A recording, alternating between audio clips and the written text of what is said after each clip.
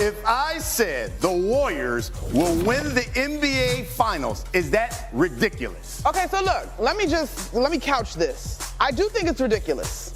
I'm not going to completely rule it out. I don't know that Jimmy Butler moves the needle in the way the Warriors need the needle to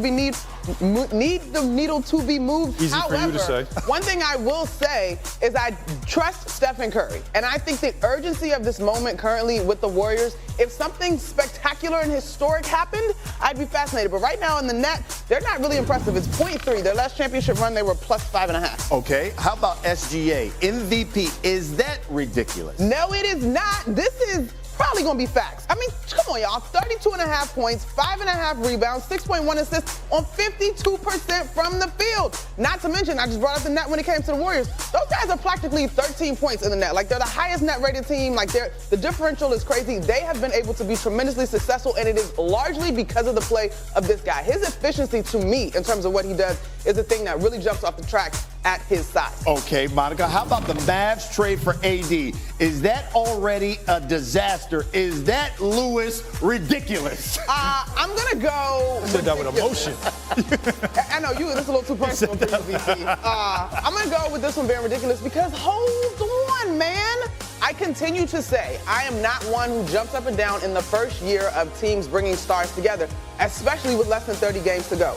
I know he's hurt, but it's not just about AD being hurt. There's if you look at the injury report from the last game before All-Star break, there's 6 players on it for various reasons. It's not just AD that's hurt. I think you got to give this some time. So what they doing with Dallas Barbecue, you got to let it smoke, simmer. Let it simmer. Give it a chance. How about, look, we bring Harry in here. No. We bring Harry You're in. I tagged you in. Let's stay with this, though. Is the Mavericks trade already a failure? How could it possibly be a failure? How many players did they play? 3? Well, can you? I'm with Monica. Give it time. You have to see it play out before you start calling something an absolute failure. There's no absolute here. Anthony Davis is not 40 years old at the end of his career. This is not Kwame Brown for Pau Gasol. This is a really good player who probably fits with Kyrie and the way they want to play a lot better. But and they don't have to pay him $350 million. Championship. The man's hurt. He played 2 quarters. Okay, again, is this his last season, or is he going to be back next year? Got hurt. There's no way this is a failure. Right now, though. Yes. We talk about the duration of what Anthony Davis' contract is currently right now, how it's constructed. But when I looked at this team, when they went and played the Houston Rockets in that first game and AD and Max Christie combined for 49 points, I said, whoo. I basically had right then and there the Dallas Mavericks going to the Western Conference Finals. That was 2 quarters of that game. That was 2 quarters of the game. But they were really good quarters. I love Anthony Davis. You know that. I love Anthony Davis. But you guys always tell me your best ability is availability. He's never available. His nickname was Street Clothes. You made a trade for a man, and he gave you a double-double in 2 quarters and got hurt. And now you don't even know when he's coming back. That's true. And yes, you're dealing with that. And you got rid of a generational talent, a 25-year-old. Hey, I got a headache. Can you stop? Who has been one of the best. I want to hear the front office perspective. It's got to be available. You got to be. I saw that game too, and I was like, oh, AD's lighting it up. He said, I'm here. And then I saw him go like this, and then I was like, there it is. He went from I'm here to I'm hurt. But here's the thing. The moral of the story is that you cannot decide who won and who lost the trade. We're not even 2 weeks post the trade right now. You got to see it. You got to let it simmer. On paper, like I said, and what Monica said is also something you can't ignore. All their bigs are hurt. Lively and Gafford are big pieces in this. Davis gets to play the 4, not the 5, which he doesn't like to play. When he's been healthy, the Lakers got to Western Conference Finals. They won a championship in the bubble. They have shown you that they can do great things with him. And with Kyrie and him, they have a better chance to win a championship than they would have with Kyrie and Luka. I just want to point out, your boy AD played 76 games last year. Yes. Never available, he said. That was last year. What we're talking about for this.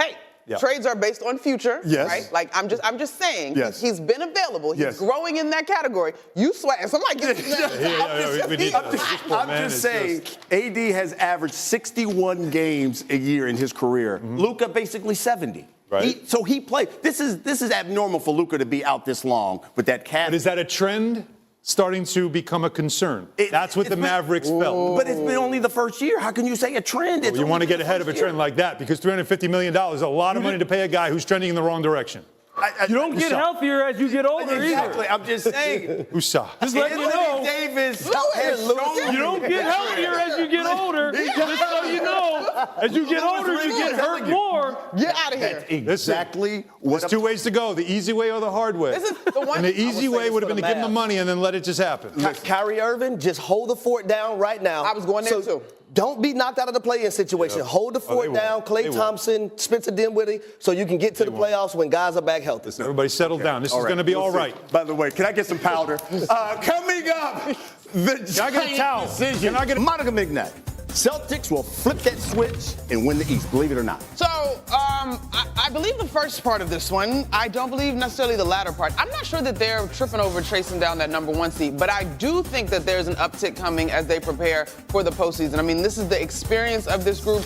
They have looked a little less than focused at points this season, but I do think that Joe Mazzulla is going to have this group gearing up. Okay, Alan, are the Celtics the best team in the Eastern Conference right now? Absolutely they are. And it's because they have all their weapons. They have a good bench. They have the experience now of winning a championship, which for them was the important piece, that they can get over the hump, that they could prove they could do it, which was the only thing that was chasing this group around. They're batting the bunny right now during the regular season. It's what we see sometimes from defending champs. But when it comes down to it, if they get the 2 seed, do they care in the conference finals if they play the Cavs that they have to be on the road for a game? Absolutely not. Okay, Alan. Adding the bunny? I know. How about that? I hadn't heard that one. Alan, what about the Sixers? Do they need a franchise reset? Believe it or not. I mean, seriously, like this, in Philadelphia, they've got to hope that that meteor hits sooner rather than later. With all that they have invested in Embiid and in Paul George, they got to blow this thing up. They can't, though. They got over $300 million over the next 3 years, not in this year, over the next 3 years, invested in 2 players that they can't keep on the court. And one of them in Joel Embiid that has decided that he's going to do what he wants to do, which includes playing in the. How they let him play in the Olympics makes no sense whatsoever. That he shows up out of shape and he can't play during the regular season because he wanted to play in the Olympics. They've got problems there that they can't solve. What? Go ahead. Oh, where's the lie? No. Where's the lie? There is no lie. Honest to God, I have a headache this morning over some other things, but this is just taking it to another level. Yeah. But there's no lie. The Paul George deal is what, $162 million, and he'll be 35. It's not great. 35 through 37. Yes. A player option at 37, which you know he's going to take the option. Our friend Jeff Saturday, if I could just channel him, believe it. Okay. What are the options? If I said the Warriors will win the NBA Finals, is that ridiculous? Okay, so look, let me couch this. I do think it's ridiculous. I'm not going to completely rule it out. I don't know that Jimmy Butler moves the needle in the way the Warriors need the needle to